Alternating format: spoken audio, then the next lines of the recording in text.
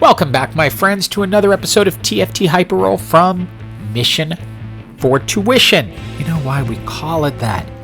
We're trying to raise money for our son's middle and high school tuition. He has to go to a ridiculously expensive special school. Like, comment, subscribe, do all of the stuff that helps the YouTube algorithm.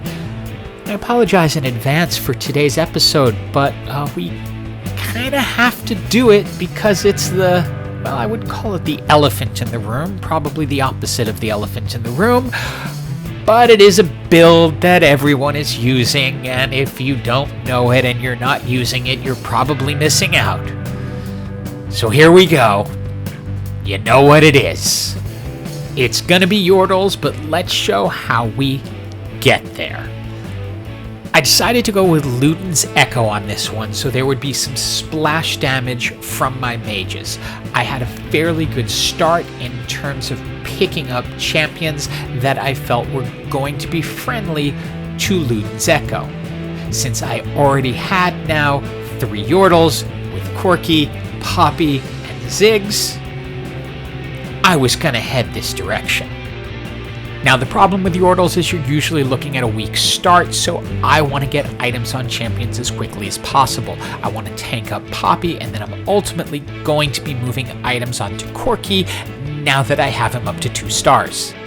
Now, the normal best items for Corki are Infinity Edge, Jeweled Gauntlet, and Blue Buff, but we're not going to do this. I showed that in my overall video where I showed my kid using that build and how strong it is. We're going to go a slightly different route, and possibly because we have Luden's Echo, Rabadon's Death Cap is going to be pretty good, increasing Corki's magic damage and making him infinitely more powerful. But still, Yordles are weak early, so I don't necessarily expect to win a lot, especially against something like a Hextech team, which has their renewing shields that's going to help keep them alive just long enough to make it difficult. Nocturne is able to keep Corki in place, which allows a Jarvan with a Sunfire Cape to come in and finish me off. Your real goal with Yordles is to just stick to what you're doing. Keep rolling, getting more powerful Yordles, and making your carry, who's most likely going to be Corki, as strong as possible so that you can get through fights. Your big challenges with playing Yordle is really how many other people are doing it. If you have a lot of people in your lobby going for it, you're going to run into problems. If there aren't that many, maybe just one other, it's worth kind of sticking to your guns because they're surprisingly strong in surprising places. Didn't expect to win that one. Now it's time for the second augment, and this was not what I was hoping for. Just like last season, Exiles Yordles, they don't mix. Stay away from it because they require high health champions. I'm not planning Yordle Arcanus, so Runic Shield just doesn't fit, which leaves me with Sunfire Board. It's not terrible. It will weaken a team you're against and reduce their healing, which will give Corki a better chance of taking them out early, but it's not exactly what I want. Notice I'm grabbing Lucians, and that is because Corki is a twin shot, and as my carry, I want an additional twin shot on the board to give him more power. But again, don't get too cocky with your Yordle build early. It's going to be weak. You're counting on getting everyone up to 3 stars and having a power spike at that point.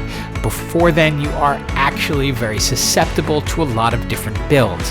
If you manage to hold up because you got the perfect items, that's great, but don't expect it. I like to aim for completing the 6 Yordles before bringing in any other synergies. Once you get Gnar into the game, get Corki into the Socialite Hex because that's what's going to be most effective. Corki is your carry, and that's who you're powering up. You want him to cast early and often, so preferably you get a blue buff, but if you can't, the Spear of Sojin will work just as well. And the reason I prioritize my 6 Yordles is you get the additional buff of reduced mana, so you're casting more often. In this case, that's going to be extra helpful since we're running Luden's Echo, and we have that Rabadon's Death Cap on Corki, so he can really decimate the damage charts.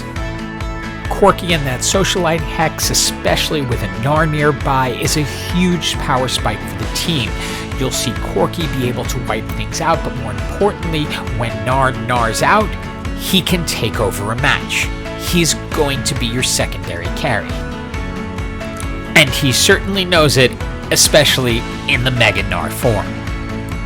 It's time for our final augment, and while I would have liked something a little more Yordle-y, I get these, and I'm always going to take healing if that's an option, because that's going to help the team overall. Right now, I'm further struggling with trying to make this board fit together. I end up putting the Giant Slayer onto Corki to just give him more power. This setup has him casting early and often, and with a lot of damage behind it. And you can see right off the jump, having Twin Shot, boom, boom, is helping Corki out. Just that little extra is allowing him to do an additional attack, and it does massive damage to the team, and you'll see that the damage charts are being led by Corki and Lucian, with the rest of the team really just holding in place. And you may be asking, why did I put a Sunfire cape on Poppy when I already have Sunfire board? Isn't that duplicative? And yeah, to some extent early on it is, but the Sunfire board only lasts a short time, and look what the Sunfire cape enables to happen. That Syndra probably would have leveled me, but she burned to death. I've gone ahead and grabbed a Blitz because that's going to fill in 2 buffs, Bodyguard and Scrap, so it's going to give me a little extra power. I decide to grab the Rage Blade, and I'm torn whether to put it on Lucian as the second Twin Shot or Gnar as my second carry. I decide to go with Gnar because my feeling is, in the long term, that's going to make everything stronger. And of course, getting the gold Corki, well, that's going to be key. If you don't gold all of your Yordles, you're probably going to be in trouble. Now I'm going to leave this fight on regular speed, and I want you to see just how devastating Corki can be. And remember, these are not considered the best items, but any strong AP will really work. Look at the damage charts. And this is why I feel like assassins don't really have a place right now. They may find it later in the season, but at this point they're just not that strong and easy to take out. And with that victory, we are into the top 4, and luckily, no one has been challenging us on Yordles, which gives me a chance to have a little fun and put Silco into the match.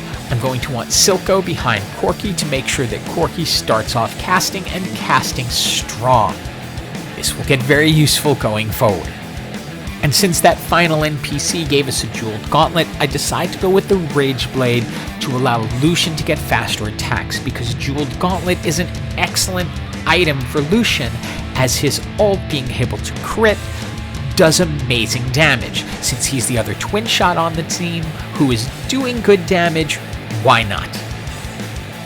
And again, let me reiterate, these are not considered the best items for Corki. I think they work pretty well. Increasing his magic damage along with the Giant Slayer and the Spear of Sojin is allowing him to do massive amounts of damage quickly. One of the things we had going for us in this game is that no one else was going Yordles, but there are other champions that are really strong. For example, look what Zeri can do with the right items and the right build. Our team gets absolutely decimated. And at this point, I'm afraid, even though I have a really strong Yordle build, it might not be enough. I now have the gold Gnar, but I know my problem is going to come from their back corner. I decide to first look and see what I can get, so I get myself up to the 2-star Silco. I then pull Blitz into the back so I can pull something into the back line that I will ultimately be able to destroy. Taking out something from their back line quickly is going to be key. They have too much power back there. And luckily, we get the Syndra and she goes down really fast. The rest of my team is able to decimate everything but that Zeri, but they do not have enough healing to hold up against the damage that we're throwing down. Go for Yordles if you get a chance. Keep an eye on the lobby. Make sure too many people aren't going for it as well. Stack a P onto Corki, and you're going to have a good game. Hope you enjoyed the video and have an absolutely awesome day.